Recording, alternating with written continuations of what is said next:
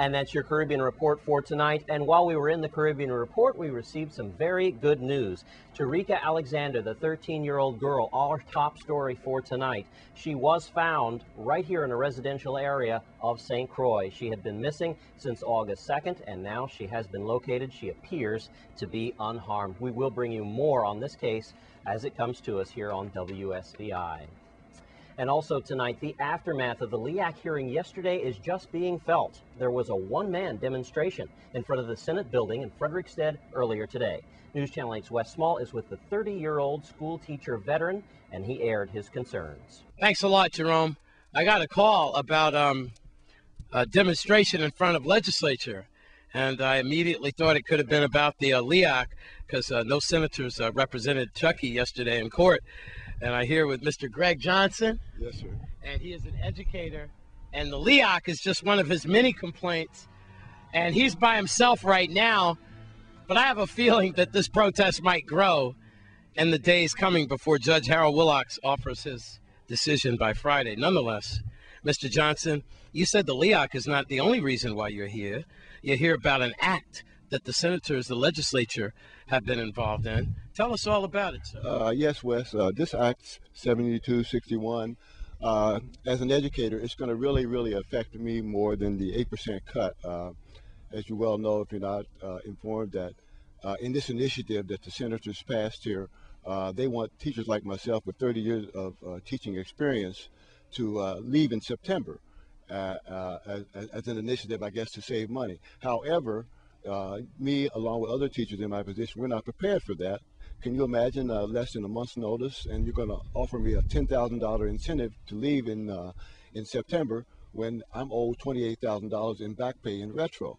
Now, I would love to sit down and talk with any counsel from the governor or for the executive branch about my situation. If you owe me $28,000, I'm willing to settle for $25,000.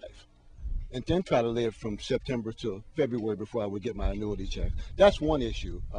Other issues are our community with this, you know, how is it that we can pay more for gas here than in Philadelphia, Pennsylvania? You know, and we make it here.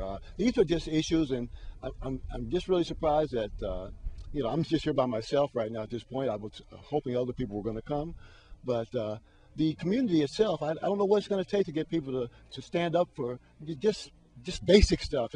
No one has a right to make other people suffer at their expense, and that's what's happening to our community. You know, people are at each other's throats, and it's because of what the Senate has done here to us, along with the executive branch.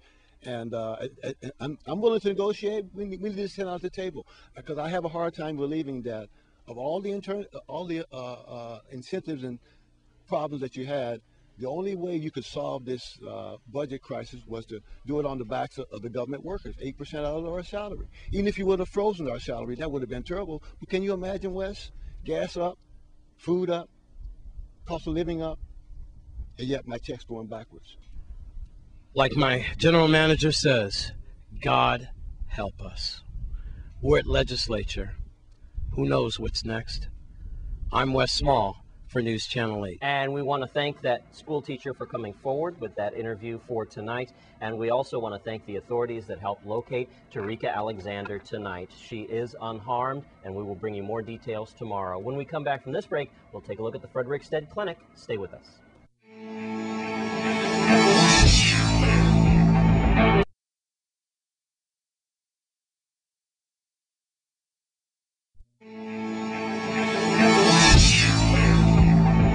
Well, this is National Health Center Week, and the Frederiksted Clinic celebrated yesterday. Let's take a look at the highlights. We were able in Washington to do a lot of good things for health centers, even during the Recovery Act to provide some funding, but even more than that during the Affordable Care Act, as much maligning as it gets. But that is always under threat. Okay, so I'm hoping that our health center and our board, Michelle Tabran, stay in touch with the National Association. We stay in close touch with the National Association of Health Centers on many, many issues, because this is a fight that we are not going to lose. Although access to health care is a basic human right, and it should be considered as that, there are so many places in the world where healthcare is not accessible either due to cost or simply lack of qualified medical professionals. We are truly blessed to have these highly qualified medical professionals and administrative personnel, such as those at Federal State Healthcare, to not only facilitate the provisions of quality healthcare, but also to do so in such a way that makes it affordable to those who need it the most. And congratulations to the Frederick Stead Clinic and National Health Center Week. When we come back from this break, we'll take a look at your weather report for tonight and tomorrow.